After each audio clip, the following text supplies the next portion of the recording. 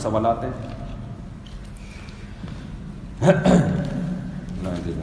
ہم سب کو ایجوکیشن کے ماحول میں پڑھاتے ہیں، بڑا مہربانی فرما کر احتیاطی تدابیر سے آگاہ کریں۔ دیکھیں جو بھی کوئی ایجوکیشن کے ماحول میں پڑھا رہے ہیں تو نظر کی حفاظت کریں۔ ان سب اسٹوڈنٹس کو اپنی بیٹیاں سمجھیں، اپنی بہنیں سمجھیں۔ پھر بھی نہیں سمجھ میں آ رہا تو نظر کی حفاظت کریں۔ کیا خیال ہے؟ ٹھیک ہے نا؟ اور معذرت کے ساتھ 4 شادیاں بھی کر لیں، آپ کو برا تو لگے گا۔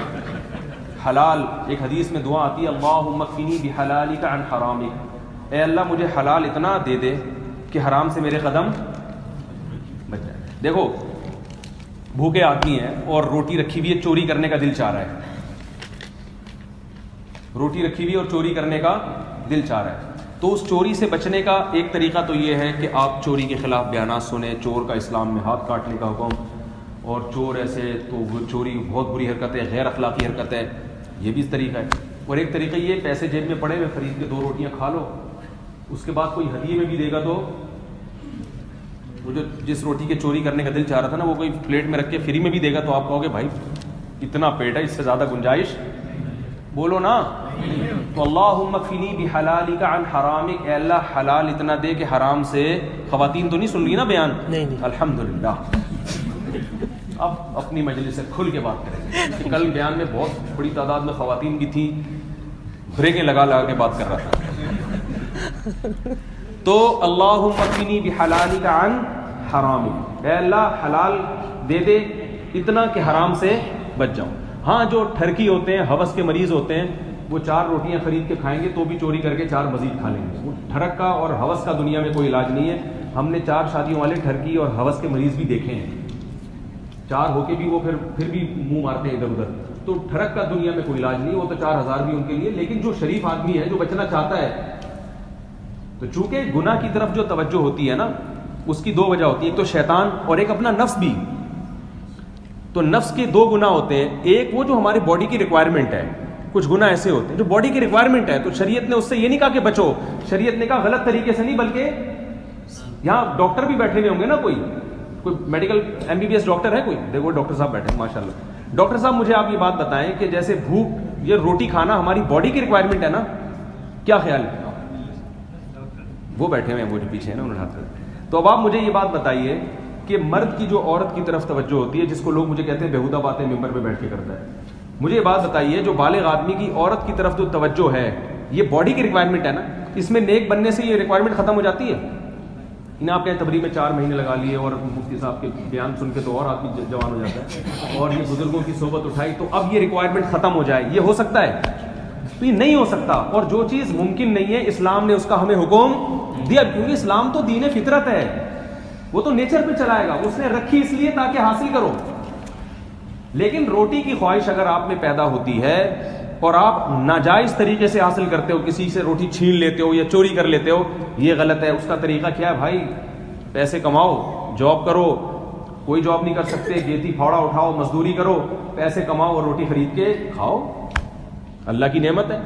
تو بھی نہیں، یہی مسئلہ عورت کا بھی ہے کہ آپ کو ایجوکیشن میں ہے، ادھر ادھر آنکھ مٹکے کا دل کرتا ہے، وہ دل اس لیے نہیں کرتا کہ آپ نیک نہیں ہیں، وہ اس لیے کرتا ہے کہ آپ آدمی ہیں، سمجھ میں آ رہی ہے؟ وہ اس لیے کرتا ہے کہ آپ کیا ہیں؟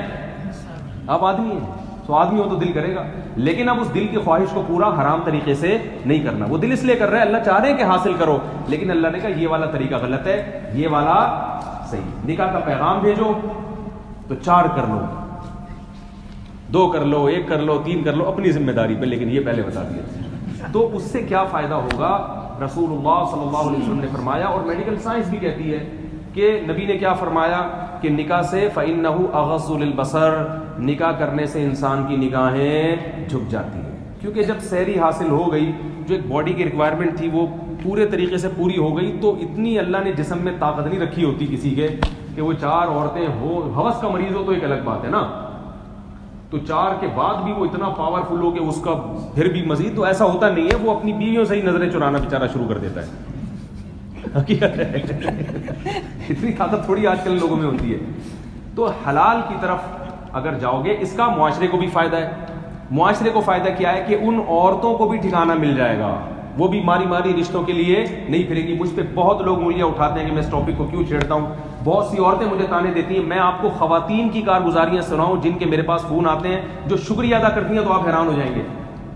ایک خاتون کا میرے پاس فون آیا کہ میں اپنے شوہر کی تیسری بیوی ہوں اور میرے 3 بچوں کے ساتھ میرے شوہر نے مجھ سے تیسری شادی کی ہے.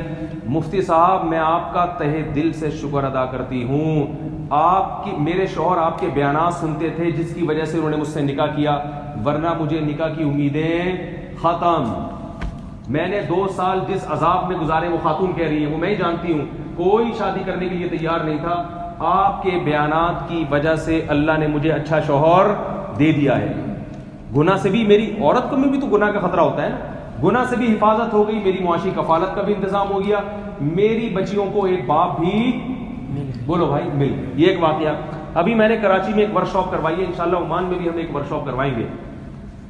تو یہاں مسقط میں کراچی میں ایک ورک شاپ کروائی ہے. ایک کلب جو تھا, ایک فارم ہاؤس ہم نے رینٹ پہ لیا تھا, تو ہم 2-3 دن جا کے ٹھہرے ہوئے تھے.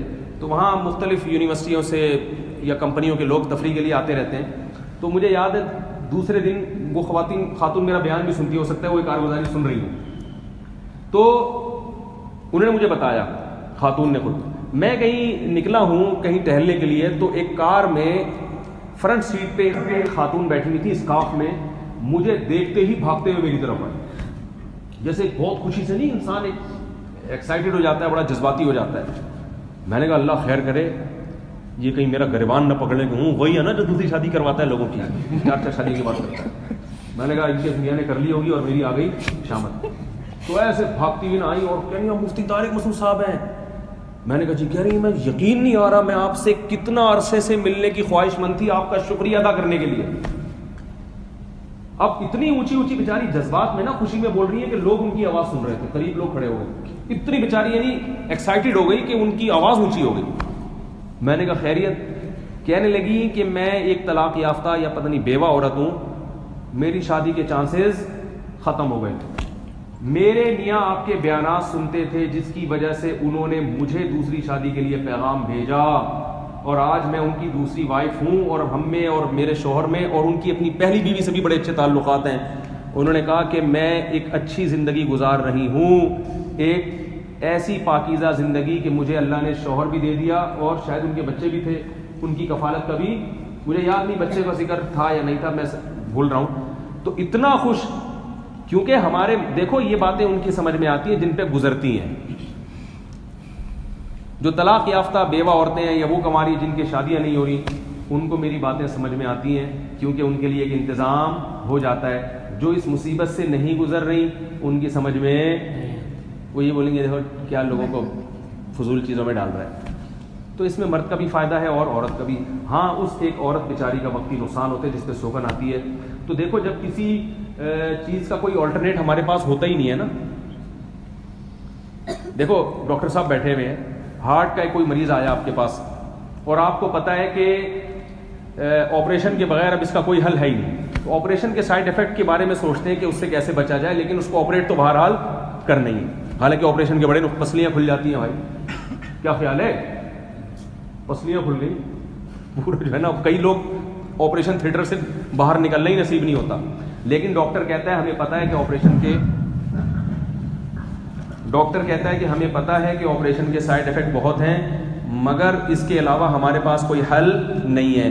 تو معاشرہ جس بربادی سے گزر رہا ہے, ایک سے زیادہ شادیوں کا رواج دیے بغیر اس مصیبت سے ہم معاشرے کو نہیں نکال سکتے. لیکن اس کا سائڈ افیکٹ یہ ہے کہ پہلی بیوی کو تکلیف ہوتی ہے, تو اس سائڈ افیکٹ سے بچنے کے دوسرے کوئی طریقے اختیار کر لیں, لیکن اس عمل سے بولو بھائی پیچھے نہ ہٹیں, کیونکہ یہ ضروری ہے. عدل کریں, ان کے حقوق پورے ادا کریں, وہ مجبوری ہے, اس کے بغیر ہمارے پاس کوئی آپشن نہیں ہے. معاشرہ تباہی اور بربادی کی طرف بہت تیزی سے بولو بھائی جا رہا ہے. تو بہت ساری خواتین ہیں جن کو اللہ کا شکر ہے جب یہ اس پہ میں نے بات کی ہے, تو وہ اور بھی علماء ہیں جو بات کرتے ہیں, یقیناً کرتے ہوں گے, ہمیں نہیں پتہ, لیکن یقیناً ہم کوئی اکیلے نہیں ہیں دنیا میں دین کا ٹھیکہ, یا ہم ہی کوئی دین کا کام کر رہے ہیں, بہت سے لوگ کر رہے ہیں. تو یہ علماء کی محنتیں ہیں, ان کی دعوتیں ہیں جس کا یہ اثرات ہے. تو اس لیے اگر کوئی ایجوکیشن میں آپ بہت زیادہ پریشان ہیں تو تبلیغ میں وقت بھی لگائیں, علماء کے پاس بھی بیٹھیں, نظر کو جھکائیں بھی. جب بد نظری ہوتی ہے کوئی اس کا کوئی جرمانہ اپنے اوپر رکھیں, اس کے ساتھ ساتھ حلال کی کوشش بھی بولو بھائی کیا خیال ہے؟ تو اس کا بڑا فائدہ ہوگا. پھر وہ کوئی ساتھ بھی بیٹھ جائے گی تو اتنی ٹینشن والی بات بیٹھے نہ نہیں، ایسا نہ ہو کہ آپ کے ہاتھ میں. تو انشاءاللہ فائدہ ہی ہوگا اس سے.